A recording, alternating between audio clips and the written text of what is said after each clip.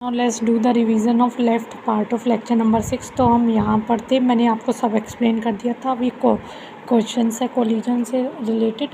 तो इसमें सिंपल आपको ये ध्यान रखना है 2 kg की 10 मीटर से और ये 3 वाली 5 से चल रही है। तो इसकी कोलिजन के बाद v1 वेलोसिटी, इसकी v2 वेलोसिटी और ये हमें v1 v2 फाइंड करने हैं। और e इज इक्वल्स टू 1, एक second, E is equals to 1 मतलब कोलिजन इलास्टिक है और इसमें P इनिशियल P फाइनल होता था इलास्टिक कोलिजन में। और काइनेटिक एनर्जी बिफोर कोलिजन बराबर काइनेटिक एनर्जी आफ्टर कोलिजन भी इक्वल होती थी। और E होता था v2 minus v1 upon u1 minus u2। तो हमें v1 v2 निकालना है। तो हम इससे और इससे और इसका यूज़ करके, तीनों का यूज़ करके निकाल सकते हैं, बट मैक्सिमम सवाल आपको इन दोनों के यूज़ से ही हो जाएंगे। ये यूज़ करोगे आपका हो तो जाएगा, बट इससे कैलकुलेशन थोड़ी लंबी पड़ेगी।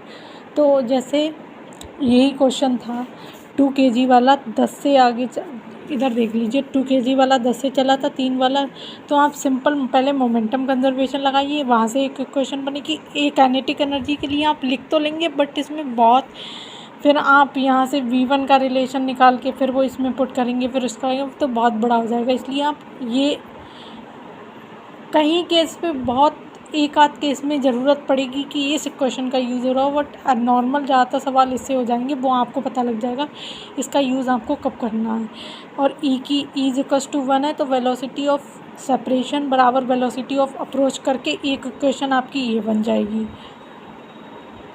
तो यहाँ से आप ये वाली इक्वेशन का यूज़ करके और एक ये इक्वेशन का यूज़ करके दो वेरिएबल से v1 v2 निकाल लेंगे आप।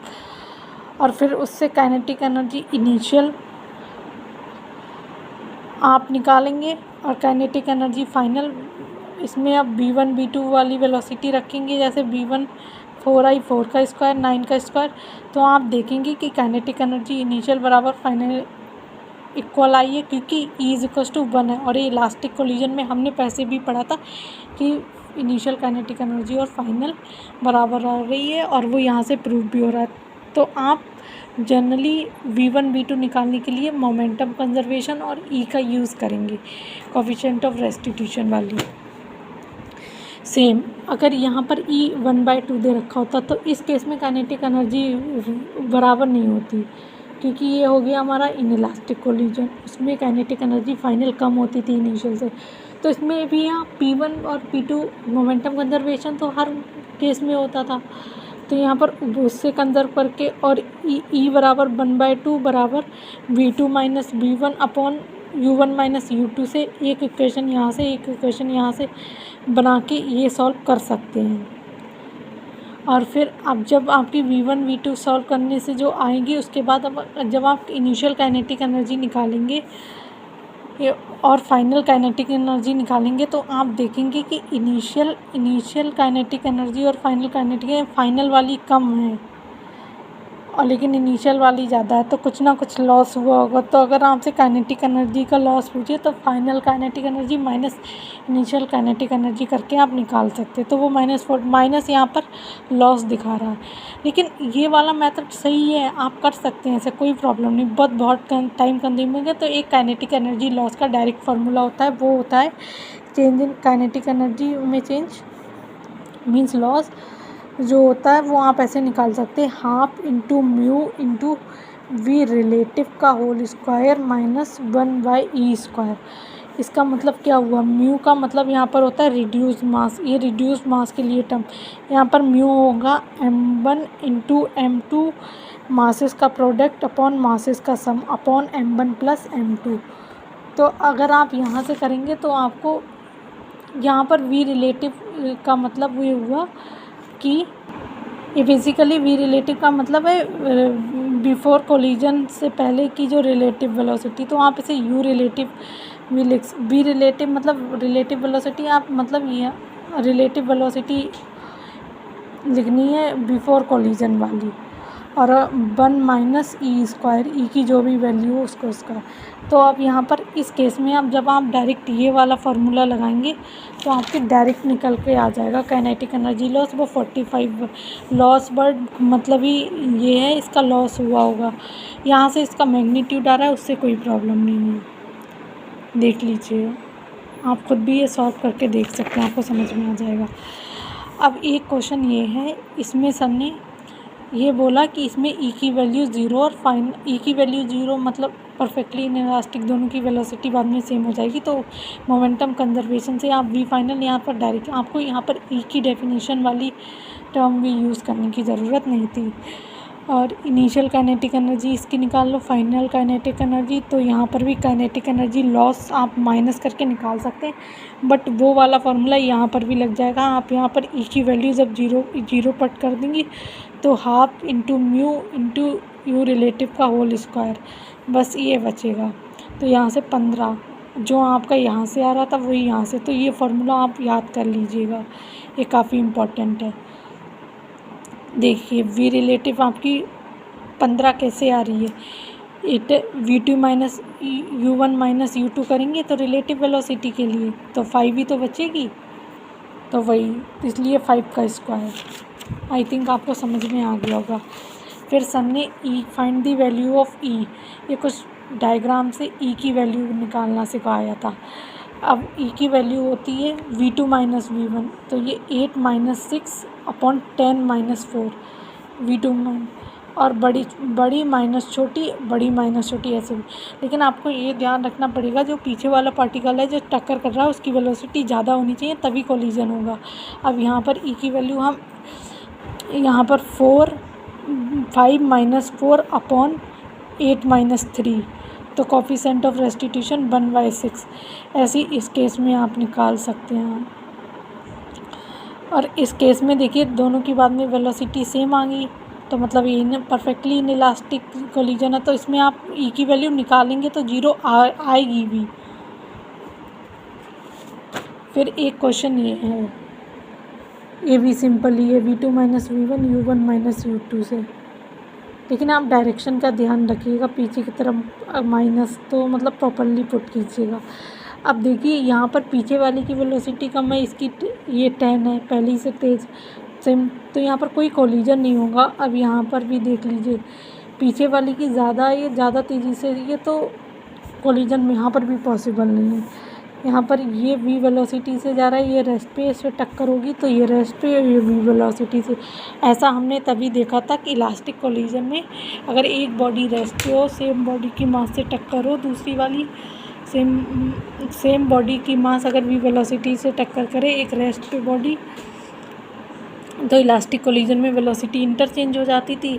तो मतलब यहाँ पर वेलोसिटी इंटरचेंज हो रखी है, तो हमने ये लगाया कि दिमाग कि ये इलास्टिक कोलिजन होगा, इनकी वेलोसिटी कोलिजन के बाद जस्ट इंटरचेंज हो गई हैं और मासेस सेम है। और आप निकाल के भी देखेंगे तो भी 1 आएगा, तो मतलब कोलिजन इलास्टिक। तो find velocities of particle after collision, तो ये मासेस हैं, इनकी ये वेलोसिटीज़ हैं, बाद में v1 v2 हो गई, तो e बराबर 1, e बराबर 3/4, e बराबर 0। तो ये इन केसेस में हम इनकी v1 v2 निकाल लेंगे।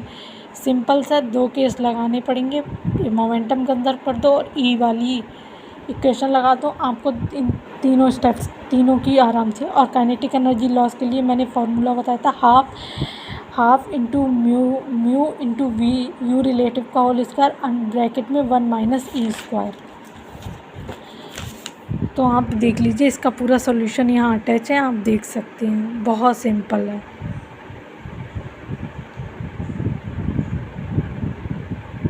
फिर इसके बाद